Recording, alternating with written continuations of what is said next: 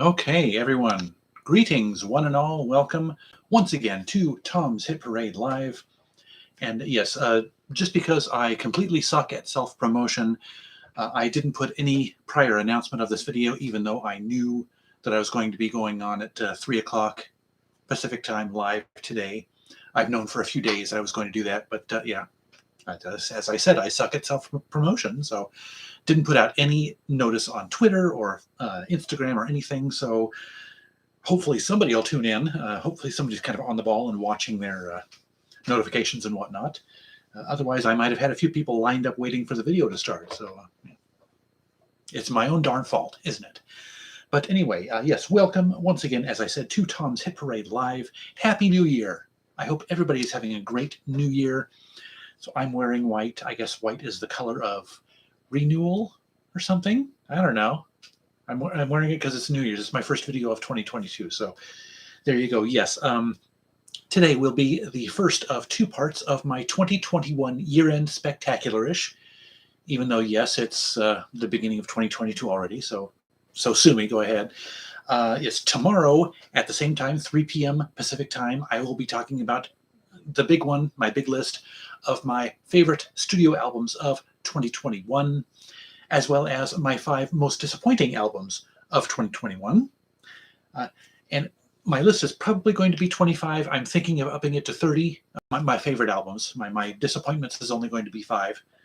Don't worry, because there actually wasn't a whole lot that I was disappointed about. I guess that's a good thing. But anyway, in today's video is going to be basically everything else that I typically do on my year-end spectacular-ish. I'm going to start out with a little essay on my thoughts on the year in music, my year specifically in music, and the year in music in general, and maybe a couple of other miscellaneous thoughts just thrown in there, like peas in a pot. I don't know. I'm bad at metaphors. And then a few short lists or mentions I thought I'd go through. My second thoughts of 2021. This is where I'll explain it when I get to it. It's actually going to be a very short list. It's going to be as short as you can get without it actually not qualifying as a list. It's only going to have 2 items. Usually has 5, but yeah. I'll mention for those of you who are new and don't know what my second thoughts of 2020, excuse me. Yes, I did have that right the first time, and I changed it incorrectly. So there you go. Anyway, I'll get to that in a few minutes. And then I will talk about my favorite album covers, my favorite album artwork of the year, and also what I thought were the best and worst album titles. I just thought I'd throw that in. A couple of these I'm just throwing in. I've never done them before, just because I'm so short on my second thoughts of 2020. And then one thing that I usually don't do, I usually don't talk about the worst things in music and stuff, just because it's hard for me to say that I found the worst thing. But when it comes to the worst song of 2021, I'm pretty sure I found it. We'll get to that in a few minutes. That's going to be a special treat for those of you who like the negative stuff, I guess, negative in fun, I guess you'd say. And then the finale of today's video is going to be my 10 favorite songs of 2021. I don't usually do lists of favorite songs, just because I'm much more of an album-centric person, but I had some good songs that I heard that I caught this year that I wanted to talk about. So anyway, let me go ahead and start off with, yes, I got a lot of ground to cover. Hopefully we'll get it done in an hour. I think I will. First of all, yes, my essay on my thoughts of music in the year of 2021. But first, a water break. Anyway, 2021 was a little more bearable than 2020, I thought, if only because we'd started to learn to live with this COVID thing. But by the end of April, I'd become fully vaccinated and was no longer afraid to get near people. Well, I'm still apprehensive to get near people because some of them... Anyway, I did struggle a bit mentally with going back to an office environment full-time. This happened back in September. But I do know that it was good for my physical and mental health in the long run. So, hey, I've adapted. We humans have to adapt to stuff, don't we? For a few different reasons, I found myself buying fewer albums on vinyl and more on CD during the year. As far as new releases go, only 11 out of the 55 I bought, yes, I bought a lot of new releases this year, were on vinyl. So yeah, only 20% of my new release purchases were on vinyl. By the time I went back to the office full-time in September, I was, of course, spending less time near my turntable. That's like the big factor. It's like, why buy albums if you're not going to be able to play them a lot? Plus, increasing prices, sporadic availability, and the occasional quality control issues for vinyl have made them a little bit less attractive to me lately. What can I say? You know, if they want us to buy vinyl at a premium price, you know, well, first of all, if they want us to buy vinyl, it shouldn't be at a premium price. And also, you know, let's take a little bit more care in the manufacture of it, people. Let's go. Anyway, I'm not sure if those aforementioned factors had anything to do with it, but I found myself having more trouble getting into the albums I bought on vinyl last year in comparison to the ones I picked up on CD during 2021. I'm not sure if the fact that they're on vinyl just coincidentally lined up with the fact that I had trouble liking them, but that's how it turned out for the most part. You will see a couple of vinyl releases on my favorite albums of the year list, a couple of them really high ranking. I can and do stream music, so I can still indirectly listen to my vinyl purchases on the go, but it seems that I just bonded more with my CD purchases over the past year than I did with vinyl. So kind of funny how that works out sometimes, isn't it? And thanks to how inexpensive used CDs have become in recent years, I was able to beef up a few discographies over 2021. I picked up the full studio album runs of the Foo Fighters and Jamiroquai, both from the same eBay seller, but in separate purchases, just, you know, and each one in one fell swoop, which was kind of cool. I can also add Bon Jovi to my list of full discographies I acquired this year, thanks to the Christmas gift from a good friend of mine, which filled that last gap in the Bon Jovi collection. And I also grabbed partial discographies of REM, Lenny Kravitz, Aerosmith, and Poi Dog Pondering. I may have had one or two albums of some of those artists before, but this was the first time that I really bought a fairly significant chunk of each of those artists' discographies. I'm not sure why. Just sometimes an artist just doesn't click until they click. I guess that's the case with me. Anyway, my 2021 was made more memorable by a few significant and unexpected additions to my music collection. If you recall, if you're a longtime viewer of my channel, back in February, I was given a collection of 300 cassettes that had belonged to my mother's friend, Sue, and her late husband. Later in the year, in November, there was what I called the Binder Haul, which was a pair of pocket page CD binders that held about 300 discs. They didn't have inserts, so I normally would have passed them up, but a few of the titles intrigued me. I ended up keeping about 75 of them. I gave dozens of them to a few friends and threw the rest into the donations pile because it was stuff that a lot of people probably just wouldn't like and wouldn't pay money for, really, especially with no inserts. And just in time for Christmas, Sue, that is Sue of the Cassette Hall, again bestowed a surprise gift on me on her birthday, no less. Yes, we go there to give her birthday gifts, and she gives me a box full of about 50 holiday CDs, around 30 of which I kept. And of course, we can't forget the sweet stack of vinyl that Noah gave me for Christmas. You saw that, about a couple months ago? It was about a month before Christmas, I think, that I opened it and showed it to you. I'll be making my way slowly but surely through all of those collections through the next year and beyond. So to all those people that made all those hauls possible, thank you, thank you, thank you, thank you, thank you. Love you. But of course, the unquestionable highlight of my year, music or otherwise, was my trip out to Texas and Oklahoma to spend time with my de facto little brother, Noah, and soon-to-be little sister-in-law, Alyssa, and my nephew, Tucker, I guess. He's their Australian Shepherd, their dog. He's adorable. So cute, so sweet. And I had more fun in that 1 week than I'd had in the previous 2 years. Thank you, COVID. But I mean, even without COVID, I think I would have had more fun in that week than I did the past 2 years. Between the sightseeing, the eating, and the shopping, and just the hanging out, it was the time of my life by far, by a huge stretch. So thank you, Noah and Alyssa and Tucker, for showing me a great time there in Oklahoma and Texas. And just that was just the capper of my year. What can I say? And now to end my essay on a bit of a downer note, but I thought it would be an appropriate way to close it, I guess. The music luminaries we lost in 2021, and there is a big list of them, and I even left some people off. Grab some illustrative examples of some of them. We said goodbye to 2 members of Poco, Paul Cotton and Rusty Young, 2 members of UB40, vocalist Astro and saxophonist Brian Travers, a few classic girl group singers, Wanda Young of the Marvelettes, Sarah Dash of LaBelle, and Mary Wilson of the Supremes. I could have sworn I had a Supreme CD in my collection, a greatest hits. Maybe I gave it up at some point, I don't know, but it's not there. I need to add that to my purchase list. Let's see, where were we? Songwriters Stephen Sondheim, Leslie Brickus, and Jim Steinman, who worked most famously with Meatloaf. Producer Phil Spector, for better or worse. Jazz artist Chick Corea. Jerry Marsden of Jerry and the Pacemakers, a great 60s British invasion group. Jay Black of Jay and the Americans. Michael Nesmith of the Monkees. He just passed away recently. Dusty Hill of ZZ Top.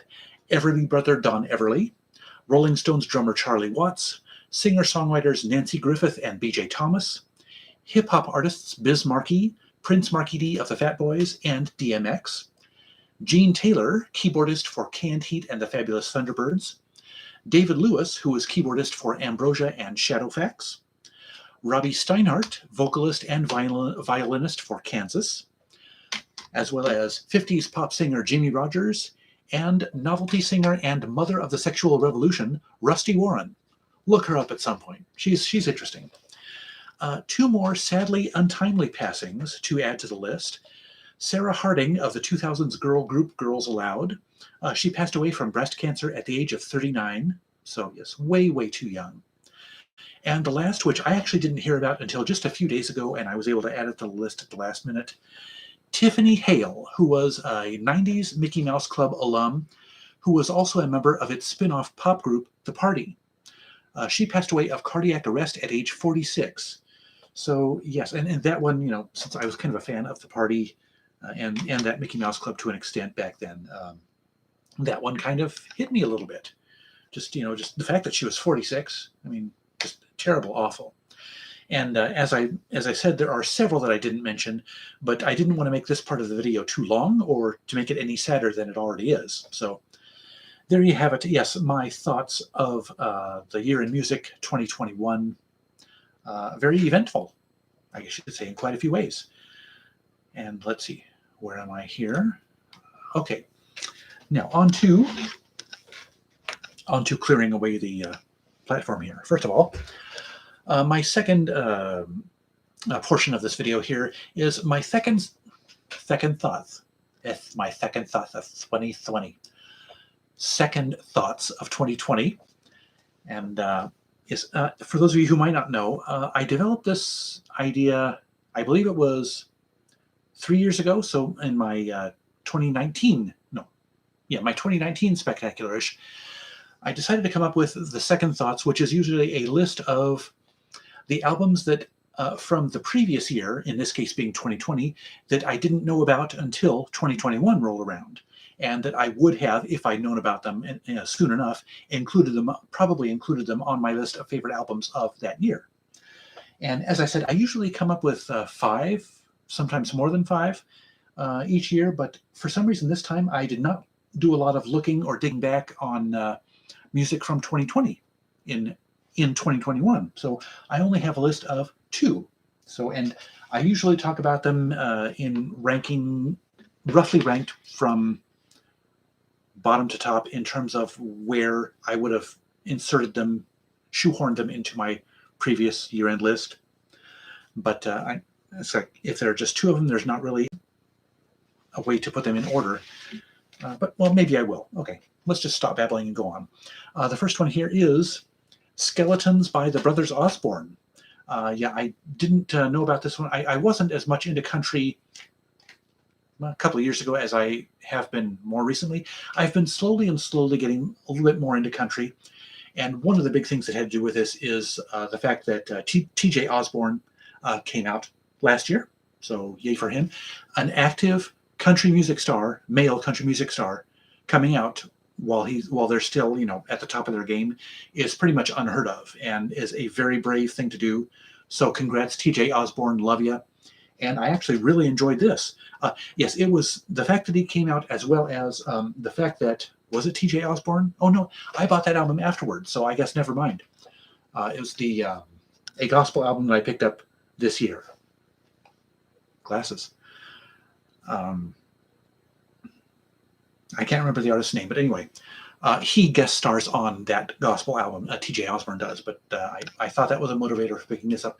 But no, I got that album after I picked this one up. So yes, great stuff, great contemporary country, and I'm looking forward to. I haven't done so yet, but I'm looking forward to checking out their previous albums as well. This is their most recent album called Skeletons. Excellent stuff, I got to say, and yeah, it's pretty much just about the kind of country I like. I'm not enough into country, I suppose, to say what subgenres of country I really like. Probably if it gets a little too far away from country, it's kind of like, well, I don't want to be those, life's too short to be a music snob, so I don't want to be one of those people who says that's not country enough or that's too country. Sometimes things can get too country enough, too country for me when they've got too much fiddle, and that can be a little bit grating on my ears. But if it gets too bluegrassy, it's a little much for me. But as far as not being country enough, there's no such thing. But anyway, that stuff is kind of a moot point because the brothers Osborne don't venture really too much into the pop realm. They are pretty much straight middle of the road country. But anyway, as I keep rambling on about that, you guys are probably bored. Hopefully, not many of you have clicked away at this point. Anyway, the other second thought of 2021, and this one I probably would rank up higher on my list, partly because of the memories attached to it, as you will find a few of the albums in my list tomorrow are in there, partly because there are lots of memories attached to it. Memories, specifically speaking of my trip out to Oklahoma with Noah and Alyssa. And this one, to make it even more cool or more interesting that it was added to my list, was the fact that it was a gift. Noah bought it at one of the stores we went to and gave it to me as a gift. This is a guy named John Moreland, and this is his LP5, his album LP5, came out in 2020. Oh, that's right. It's the second thoughts of 2020. That's why I'm talking about it. And I was quite impressed by this. He has some connection to a friend of Noah's, I think, and I can't remember exactly off the top of my head what that connection was. But yeah, this is an interesting guy. And I also found out just a few days ago that he has a connection to somebody else I've listened to recently. And that, again, I can't remember. But anyway, I just thought it was kind of cool that John Moreland found his way to something related to what I listened to after I discovered him by way of Noah. So again, thank you, Noah, for getting this for me. And we listened to it in the car after we came out of the store on our drive from Oklahoma City back to Stillwater, as I recall.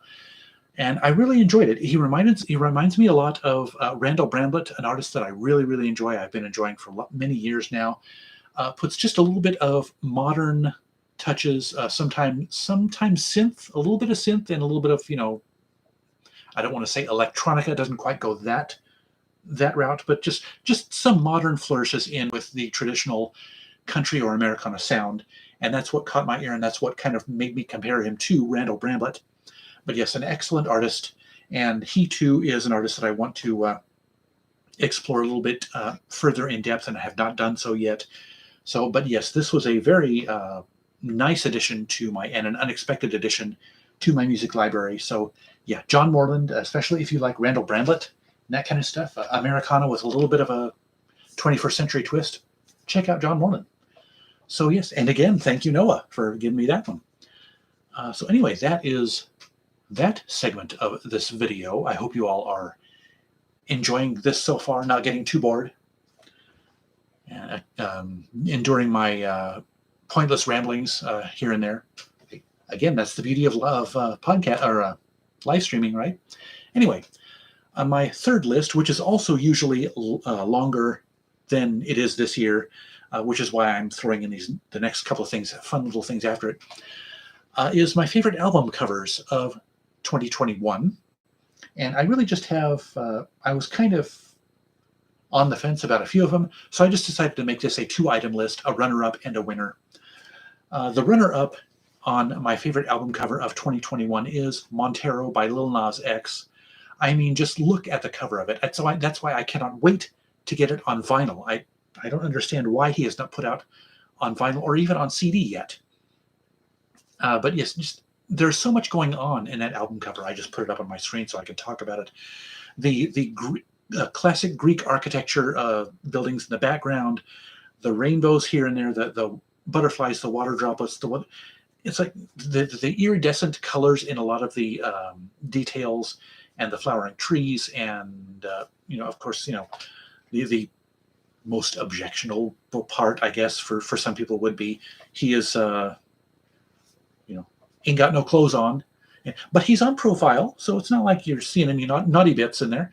But and just kind of the way that it, and I'm not sure if this is what he was going for with the cover, but it makes me think that he was doing this album as being kind of in an embryonic state and kind of rebirthing himself. That's kind of what his pose and just kind of floating in the middle of that album cover kind of makes me think of. That's what it makes me think of. So I don't know if that's what he was going for with his depiction on the cover, but just like I said, there's just so much going on with the cover, and it's beautiful, I think. I mean, just the islands of grass in with the waterfall flowing down. And if you'll notice, the album cover is made so that you can tile it from top to bottom. And I think from side to side also. Well, maybe not from side to side, but from top to bottom, because you see the waterfall coming down from the bottom. And, well, actually, you can't see it because it's not on your screen. And then you see the water coming down from the top. So very clever, just the cleverness, the beauty, the artistry, the everything about it. Oh, and the mountain in the background at the very center of the picture. I almost forgot that. There's, like I said, there's just so much going on with the album cover. I just loved it. And that's one reason why I want to pick it up. I'm probably going to pick it up on vinyl just because I could just stare at that album cover for an hour and marvel at it. So I got to say, he just kind of pulled out all the stops with regard to the crafting of the album. He put so many different genre influences in the music, and as well as the lyrical delivery. There's some singing, there's some rapping, there's all sorts of stuff. And the cover, he just went all out artistry on the cover as well. And then that one I'm so blown away with that I'm kind of wondering, kind of second guessing putting this one as the winner in my list. But the winner for my favorite album cover of 2021 is Greenfield's The Gibb Brothers Songbook Volume 1 by Barry Gibb. I mean, just such a bucolic, I think is the word, and gorgeous nature photo on the cover. I mean, who doesn't love sunsets, for one thing? And it's kind of funny because I was never, and I think I talked about this, I think last year on my list was Taylor Swift's Folklore. And I mentioned that what I'm about to mention in that as well. The best album title of the year, again, not having nothing to do with the music or the artist or anything. And again, these are just the ones that I'm aware of. There could be better album titles out there, but I just thought this one was extraordinarily clever. Tales from the Script. This is the Script's Greatest Hits CD, which I think I must have known about, but I was reminded of it a couple weeks ago when I saw it at Barnes & Noble, and so I went ahead and picked it up. I used to have all the Script's individual albums, but they kind of they wore a little thin on me. They kind of cooled on me, so I thought just get one disc of the hits, and especially since I no longer have those CDs. So yeah, but yes, Tales of the Script. I love a good pun, so yes, it's puns and dad jokes seem to go together, and I seem to love both. But yes, a pun. I love a good pun, and Tales from the Script is one that's just right up there. How could they not choose that for their album title of their greatest hits CD? And now for what I think is the worst album title of 2021 is Latest Record Project Volume 1 by Van Morrison. Really, Van Morrison? Well, not that I care, considering what has become of him lately. But, really, it's like, why not call your album title, I Put No Thought Whatsoever into This Album Title? You might as well have called it that, really. And not to mention, if you call it Latest Record Project, it's going to be out of date soon. When you put out your next album, unless you call your next one Latest Record Project Volume 2, really clever, It's going to be out of date soon. So I don't normally like to pick on artists like that, but in some respects, Van Morrison kind of deserves it. And speaking of artists that deserve it, a water break first here. I can kind of see right now why some YouTubers love doing worst lists and that kind of thing, just because they can get their little gripes about the music world out in the open and the things that they don't like and whatnot. But anyway, speaking of artists that deserve it, the worst song of 2021. Now, normally I don't talk about the worst song or the worst album. I just call them my least favorite. But I'm pretty darn sure that this was indeed the worst song made in the year of 2021. You send me what you think is the worst song, and I seriously doubt it'll compare to this one. Not by a country mile. Shout out to Ben. But yes, what I think, and I'm pretty much certain, is the worst song of 2021 is Don't Tell Me How to Live by Kid Rock featuring Monster Truck. First of all, the guest artist featuring on there called Monster Truck. That gets us off to a great start. But anyway, if you want to completely waste 4 minutes of your time, go watch the video on YouTube. Now, just to clarify, and I mean, obviously I want to explain why I think it's the worst song of 2021. It is not the style of the song or the pervasive F words from beginning to end that are in the lyrics, or even the sentiment of the song that bother me. None of that stuff. It's the way that it was carried out. It just sounds like an unhinged psycho rant, which it is. If the song had something even a little constructive to say, or some meaningful message in it, or if it was done with, or even if it was done with some sense of humor, I'd have far less of a problem with it than I do. Then it honestly it's so ridiculous. It sounds like Kid Rock doing a parody of himself. I mean, obviously, at least I certainly hope that he recognizes there is positively no artistic value in that song, which there isn't. And maybe he just wanted to let off some steam, and he had the money to record a song and do a video and have this. Oh, by the way, Monster Truck is a Canadian rock band. I mean, Kid Rock pretty much made this song to be out almost like an America anthem, and he brings in a Canadian rock band to guest star in it. But I don't know. In some respects, when you get what it's about, it's not necessarily an American thing. But anyway, the less said about this, the better. So I'm going to move on. But yeah, I dare you to find me a worse song than that from 2021. I challenge you. Anyway, that is it for the worst song of 2021, and so much the better for that. Now, another water break here. Oh, I have a comment that is hidden because of my PDF window. Oh, what did I think of Duran Duran Future Past? You'll find out tomorrow. Hi, Ron, by the way. Thanks for joining me.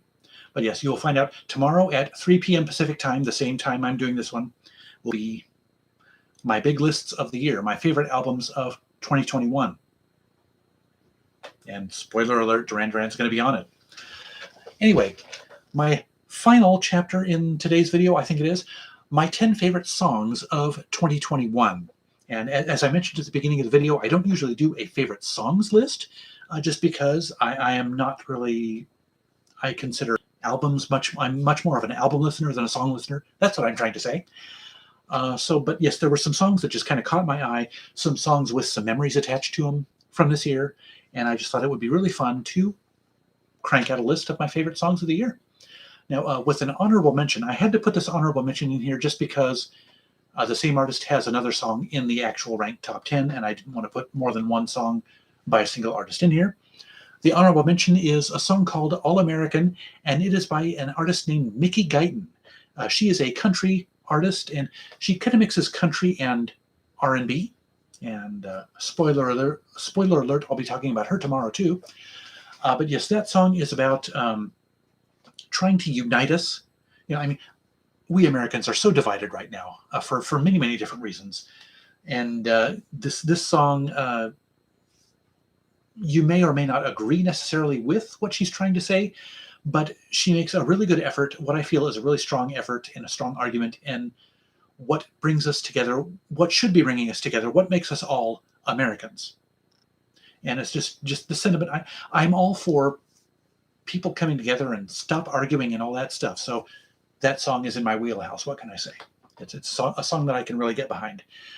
And so that's my honorable mention.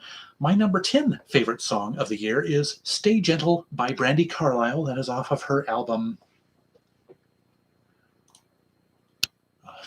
Sorry, I don't have the album entitled from me. In These Silent Days is the album by Brandi Carlile. I'll just keep that other list. My cheat sheet up here aside me from. So the side of the screen, that's what I'm trying to say. So yes, number 10, Stay Gentle by Brandi Carlile. And kind of like the album, there's the song title.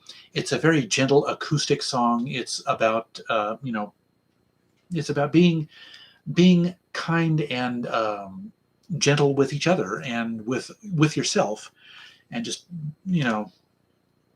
showing mercy to your fellow people, showing kindness. That's the word I'm trying to think of. Kindness to everybody else and to yourself. And, especially in these days when we really need self-care and we need to be treated well by others. So a very, very good sentiment. Again, kind of like the honorable mention. Heading into some fun stuff, my number 9 favorite song of the year is Making a Fire, which is the opening track off of the Foo Fighters album Medicine at Midnight. It has a very 80s, almost hair metal glam rock kind of thing, but more like arena rock thing. Maybe kind of like Journey feel to it, just with those na-na-nas at the beginning, kicking right off the bat, kicking off the album. A great album opener, probably the best album opener this year, I think.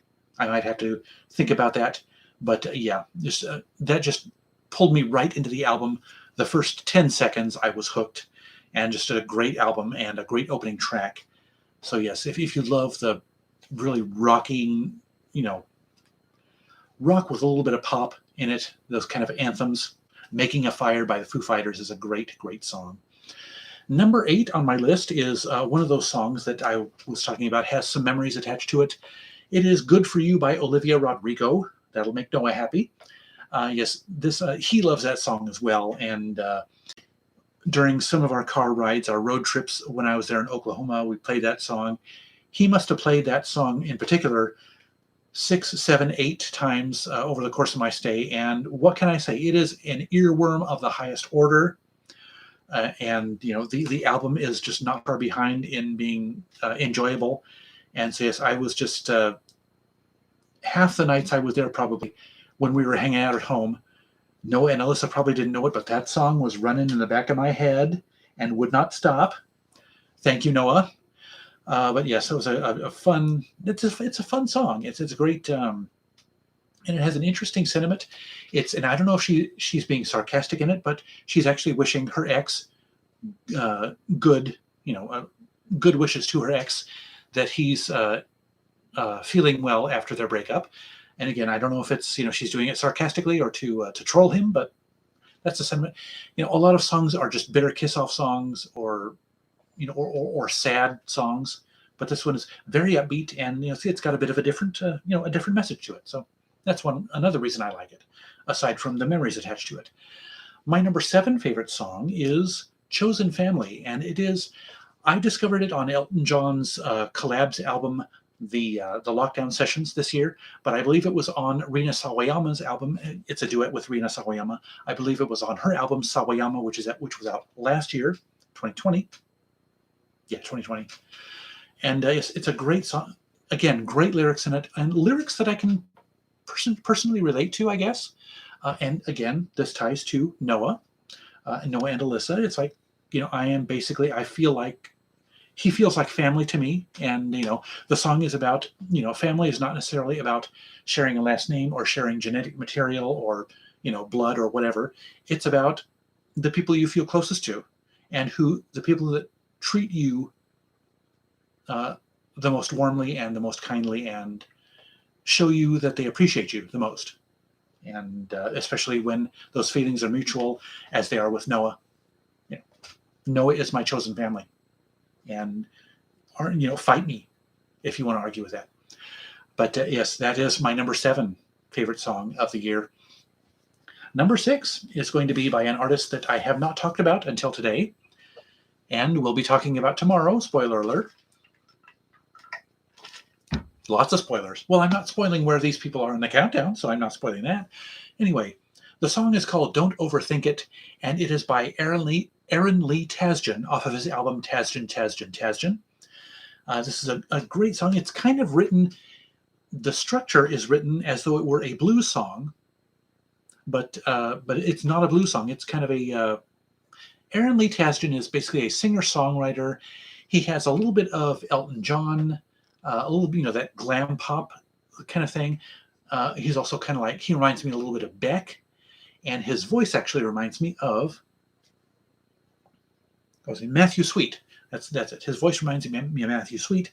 And but yeah, Don't Overthink It is kind of like don't get too much inside your head, and that is something that I think a lot of us have been able to relate to this year. Don't overthink your situation. Don't second guess yourself too much, and it's also got a little bit of humor in the lyrics too. So yes, it's a song that is kind of timely, has been pretty timely over these last couple of years with the big C going on. So yeah, this is a great song. Go check it out if you haven't yet. Don't Overthink It by Aaron Lee Tasjan. Check out his whole album. My number 5 favorite song of 2021. We're in the top 5. Yay.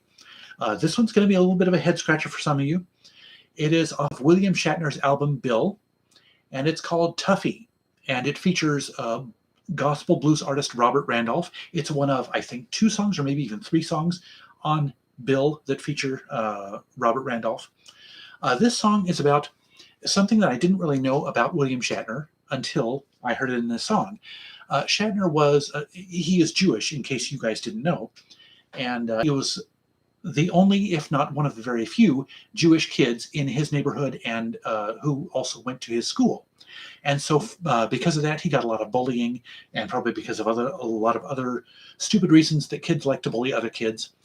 He put up with a lot of bullying when he was a kid, and this song basically is about how he kind of powered through it, pushed through it, and if no other takeaways, he just learned to develop a thicker skin over the course of his years. And so yes, there's something that anybody who's been bullied would be able to relate to that song. So yes, it's just a great song that I really felt in here. I was bullied some as a kid when I was a kid. As a kid when I was a kid. Anyway, but yeah, a song that I very much connected with on an emotional level, as was the case with a few of those songs on that album. So. Number 4 on my list of favorite songs of 2021 is another song by the person who got the honorable mention slot, Mickey Guyton, and her song is Different. And again, this is a song about learning to own your differences and pride yourself on them instead of being ashamed of them. And who can not relate to that in some ways, really? Hey, if you fit in all ways, shapes, and forms with everybody else, then as far as I'm concerned, you're a weirdo. Okay? There's something about each and every one of us makes us weird, or makes us feel weird to ourselves, at least. Nobody else might think you're weird about it, but you might feel weird yourself about it. And that is part of what the song is about. Some things that Mickey did not like about herself when she was a kid, but has since learned to just embrace and own and make her the fabulous, fabulous person that she is. She's a great artist. Check her out. Yes, Different by Mickey Guyton is number 4. Number 3 is another one of those songs that has the last song on this list that has significant memories of Oklahoma attached to it. No Way You're Gonna Love Me for this one. Stop Making This Hurt by Bleachers.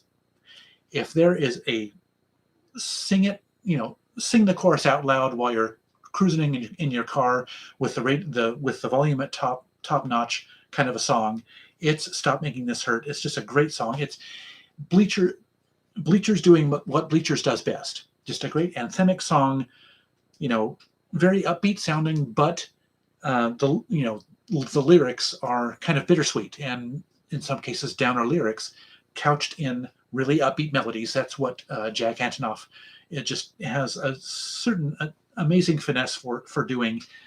He's just great at that. And yes, Stop Making This Hurt is first class Bleachers. Yes, just a fun song. And again, not only did we just listen to it in the car several times and probably at their house a few times as well, but the album, Take the Sadness Out of Saturday Night. Brain farts all around today. The album actually dropped while I was there, the weekend that I was there with Noah and Alyssa. So we listened to the entire album, not just this song, but the entire album in car rides. And so major memories attached to that one. And plus, it's just a kick-ass song. What can I say? But I've got to say the two songs in my mind outranked it. My runner-up for favorite song of 2021 is Highly Emotional People by Marina, off of her album. Where in the hell is it? Oh, Ancient Dreams in a Modern Land. I really hope you guys are learning to love my brain farts and my quirks, because that's me. What can I say? Anyway, my runner-up for favorite song of 2021 is Highly Emotional People by Marina. And again, kind of like some of the other songs on this list, it's about recognizing that we are emotional people, and that in the last year or two, particularly with all the stuff that's been going on, you know, we have been more in touch with our emotions for better or worse than usual. And we kind of need to, being emotional is healthy. It's not healthy to bottle up the emotions, keep them inside, because that can cause damage, psychological damage to you. Embrace your emotions. It's okay to not be okay, which happens to be a lyric in a song that on another album that I got this year.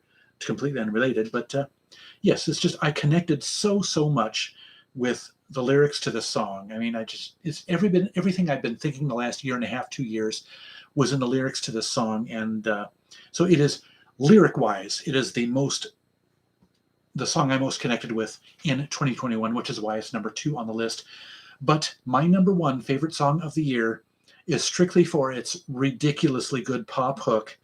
Some of you guys are going to know what this song is. My close friends probably already know what this is. My number 1 favorite song of 2021 is Who by Donny Osmond. This is a ridiculously catchy song. I mean, you've got to check it out. And the video on YouTube is funny also. It's got a great sense of humor to it. And watch it through to the end after the song ends. It's got a great visual gag at the end of it.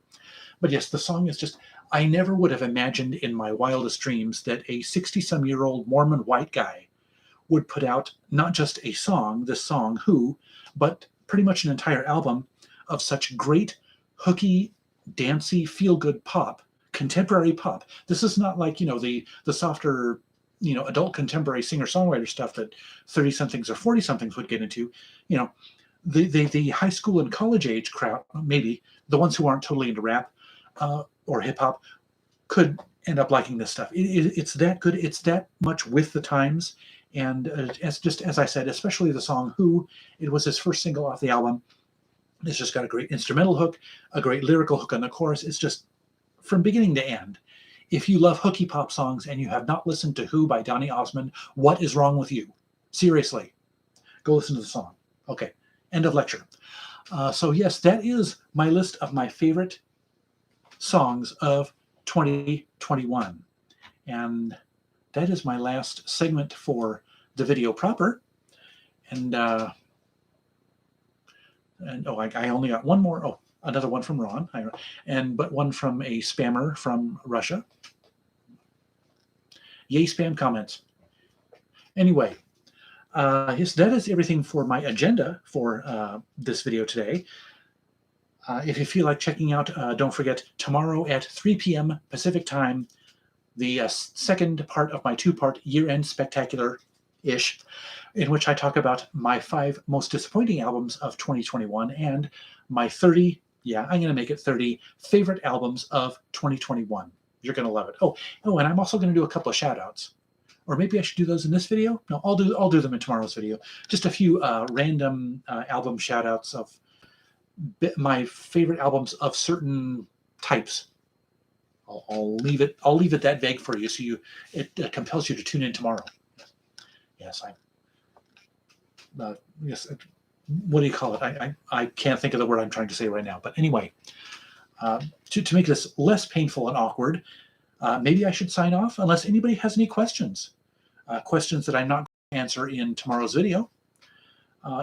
We've finally got our first sunny day here in Oregon in over a week. We've got so much rain the last probably 2 weeks, rain and snow the last couple of weeks, since New Year's. No, since before New Year's. Crazy weather up here in the Northwest. Crazy weather all over the country, really. And I think New England now is getting probably the stuff that we got last week. Yeah, lots of snow, and there was some. While we were getting all the snow, the South was getting ridiculously warm temperatures. They were in the 70s and 80s in January. It's like crazy stuff. Anyway, yes, I hope you guys are all having a great new year. Hope 2022 has been treating you well so far. Judging by the news headlines and stuff, we might have a bit of a bumpy road, according to, in terms of COVID, the Omicron variant. Hopefully it'll subside as quickly as it came on to us, and hopefully it won't take a lot of people with it. Yeah, I don't know. Anyway, don't want to get too much into the bummer stuff, but yeah, if you guys want to, any questions before I sign off? I've been on the air for 48 minutes. Wow. Time goes by fast when you actually have stuff to talk about. And you're not awkwardly soliciting stuff because of poor planning on your own part. Anyway, so shall I go ahead and I will check the comments one more time. No live stream comments, so I'm going to go ahead and sign off. And we'll see you guys tomorrow, 3 p.m. Pacific time, for the grand finale of my year-end spectacular-ish, my favorite and least favorite albums of 2022. But in the meantime, that'll do it for today's video. I hope you enjoyed it. If so, hit that like button and share it with your friends, and give me your thoughts, questions, suggestions, or constructive criticisms in the comment section below. Also, scroll down to the description for the link to my Twitter and Instagram feeds and links to my favorite fellow YouTubers who are all worth checking out. And don't forget to subscribe to my channel if you haven't yet, and browse my past videos, and be sure to ring that notifications bell so you'll be the first to know each time I drop a new video. Otherwise, thank you so much for watching. I'll see you tomorrow, and remember, life's too short to be a music snob.